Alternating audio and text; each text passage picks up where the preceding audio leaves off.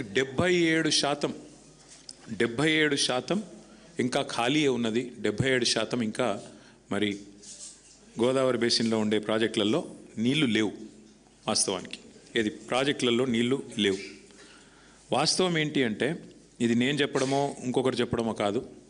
గౌరవనీయులు తెలంగాణ కోసం తెలంగాణ రాష్ట్రంలో ఇరిగేషన్ రంగంలో మరి దశాబ్దాలుగా పనిచేసిన తెలంగాణ విశ్రాంత ఇంజనీర్లు రిటైర్డ్ ఇంజనీర్స్ అసోసియేషన్ వాళ్ళు డీటెయిల్డ్గా గౌరవ ముఖ్యమంత్రి గారికి ఒక లెటర్ రాశారు. ఎట్లా ఈ సమస్యను ఎట్లా అధిగమించవచ్చు, రాష్ట్రంలో ఉండే రైతులకు ఎట్లా మేలు చేయవచ్చు అంటూ తెలంగాణ విశ్రాంత ఇంజనీర్ల సంఘం పెద్దలు దీని అధ్యక్షులు శ్యామ్ ప్రసాద్ రెడ్డి గారు, జనరల్ సెక్రటరీ వెంకటేశం గారు, అట్లాగే మదన్ మోహన్ గారు, వారంతా కూడా చాలా వివరంగా రాష్ట్రంలో వర్షాలు ఏంటి, జలాశయాల పరిస్థితి ఏంటి, ప్రభుత్వం ఎట్లా ఇప్పుడున్న ఈ పరిస్థితిని ఎట్లా అధిగమించవచ్చు అంటూ పాపం వాళ్ళు చాలా ఫికర్తోని, చాలా బాధతోని, చాలా ఆర్తితోని వాళ్ళు డీటెయిల్డ్గా లెటర్ రాశారు. రాసి అందులో స్పష్టంగా 2 విషయాలు చెప్పారు. నేను మిగతా అన్ని విషయాల లోపలికి నేను పోను, కేవలం వారు చెప్పిన ఒక 2 ముఖ్యమైన విషయాలు మాత్రం నేను చెప్తాను. అందులో నెంబర్ 1 విషయం వారు చెప్పింది ఏంటి అంటే మేడిగడ్డ బ్యారేజ్కి అట్లాగే కన్నెపల్లి పంప్ హౌస్కి మధ్యన దాదాపు 14 కిలోమీటర్ల పైచిలకు గ్యాప్ ఉన్నది. గోదావరి నది మీద మేడిగడ్డ బ్యారేజ్ ఎక్కడుందో అట్లాగే మీరు కన్నెపల్లి పంప్ హౌస్ తీసుకుంటే 14.5-15 కిలోమీటర్ల పైన గ్యాప్ ఉన్నది.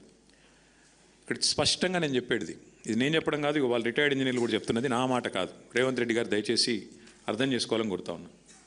మేడిగడ్డ బ్యారేజీలు మూయకుండానే, మేడిగడ్డ బ్యారేజీలు మూయకుండానే యథాతథ స్థితిని కొనసాగిస్తూనే కన్నెపల్లి దగ్గర నదీ ప్రవాహం 93.5 మీటర్లు నమోదైతే మరి వెంటనే కన్నెపల్లి పంప్ హౌజు మోటార్లు ఆన్ చేయవచ్చు.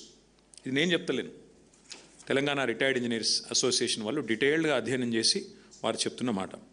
ఈరోజు ఈ నిమిషానికి నేను మళ్ళీ తెలుసుకునే చెప్తున్నా. 11 గంటలకు ఇవాళ అక్కడ ప్రవాహం ఎంత ఉంది కన్నెపల్లి దగ్గర అంటే 93.5 మీటర్లకే మీరు అక్కడ పంపులు ఆన్ చేయొచ్చు. ఇవాళ ఈ నిమిషానికి అక్కడ 96.79 మీటర్ల మీదికెళ్ళి గోదావరి నది ప్రవహిస్తూ ఉన్నది.